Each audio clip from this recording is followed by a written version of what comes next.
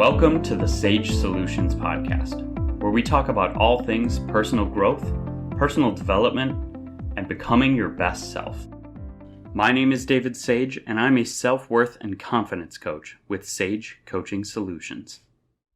Today is actually our first episode, which is pretty exciting, and we're going to be talking about courage. But before we get into it, I wanted to introduce my co-host. She has agreed to help me out with this today. It's going to be super great. I'm actually going to let her introduce herself because I think she's going to do a better job than I would. So off to you, Anna. Sounds good. My name is Anna Sage. I'm 28 years old, and I am lucky enough to be David's younger sister. So why don't you tell them a little bit about yourself so that they have some grasp of your background? Sure. I have a bachelor's degree in early childhood education, and I have been teaching for 4 years. I've taught in a few different grade levels, but most recently in first grade. I'm somebody who has a huge passion for personal development, and I'm really excited to be here in your first podcast. Because David, because you've been somebody that has just really been a huge mentor and supporter in different challenges and seasons of my life and has helped guide me through a lot of different difficult things. So I'm just really excited to be able to be part of something that's potentially going to help other people walk through that too. Well, I hope so too.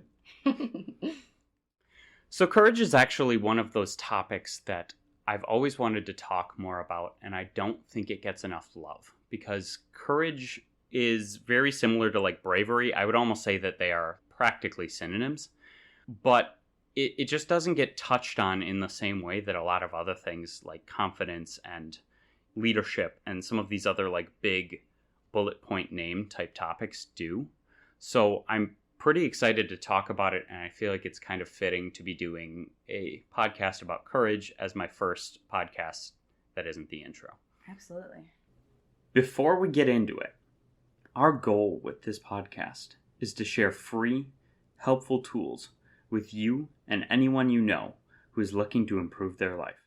So take action and share this podcast with them. All right, so when I think of courage, the first thing that comes to mind is, images of superheroes and heroes and good guys and people that put themselves in danger or take some big risk to be able to do something good. But what really is courageousness? So courage or courageousness are one of those things that I think gets misunderstood. I think a lot of people think that courage is about being the fearless leader, being the hero that nothing can stop them because they don't feel any fear. And the reality is that that is almost the opposite. Courage, by definition, is about somebody feeling fear and doing it anyways. Courage is like the ability to be in a tough or stressful or hard situation and finding the courage to get through it. It is the ability to push through things that scare you. And I think it is not talked about as much because frankly it isn't as sexy. It's doing something that's uncomfortable. It's pushing yourself to do hard things, which a lot of people don't like because it's not the simple 1-2 use this little hack and get through it type of answer, but It's so incredibly important and plays such a huge part in our lives. Yeah, wow, that's huge. So why does courageousness feel so scary? I mean, I think we kind of already alluded to that a little bit in the first place. I guess just to get down into it, if you don't mind if we get into the weeds of courage a little bit. Yeah. If courage can't exist without overcoming a fear, it has to feel scary. Otherwise, you're not being courageous. Doing easy things doesn't take courage. Doing easy things doesn't make you brave. Right. You have to be doing something that scares you or challenges you or puts you in an uncomfortable situation to be using courage.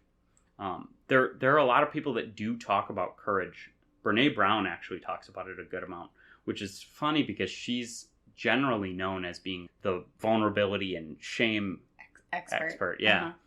But it's so intertwined with those things that I believe one of her quotes is, you can't really be brave without being vulnerable. And that vulnerability is inherently scary. So therefore, being vulnerable usually means that you are being courageous. Yeah, that's a good point. So really, if I'm understanding this correctly, fear, vulnerability, courageousness, all of that really is so intertwined and related. Yeah. And one of the big things that I know that she really pointed out is that vulnerability is what scientists actually use to measure courage in psychology studies, because it is such an inherently linked metric that in order for them to measure it, they just measure how vulnerable the person is being a lot of the times, which shows how scary what they're doing is. It takes bravery to jump out of a plane. Yeah. You know?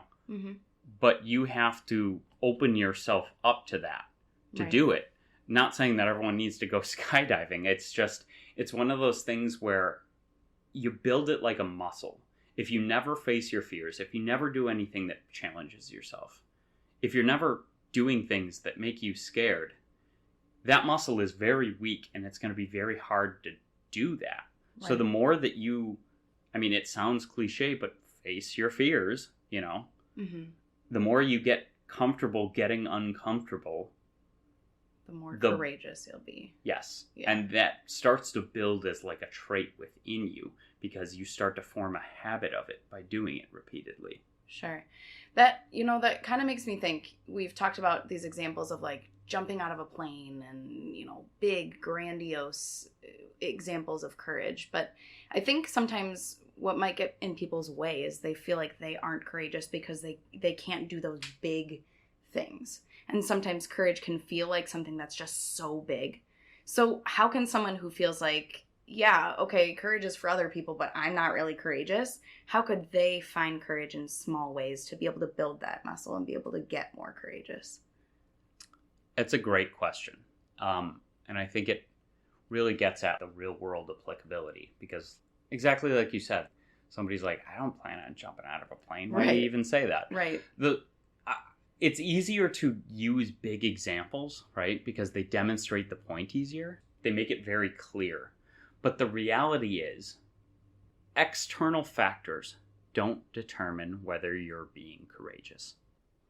Okay, well, can I just stop you for a second? Because that last thing you just said felt super profound to me. It just struck, and I've never thought of courage in that way. Can you repeat what you just said?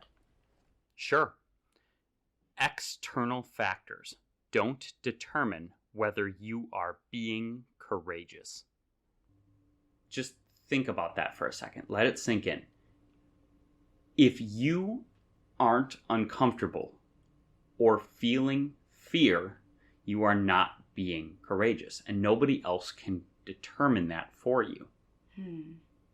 So once again, you can't be courageous by doing easy things, because only you know if it takes courage to do it.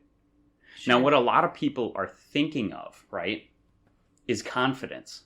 They basically make them the same thing. Right. And while that's not exactly the best definition of confidence either, it's at least a lot closer than looking at courage as the person who feels no fear, which is way off base.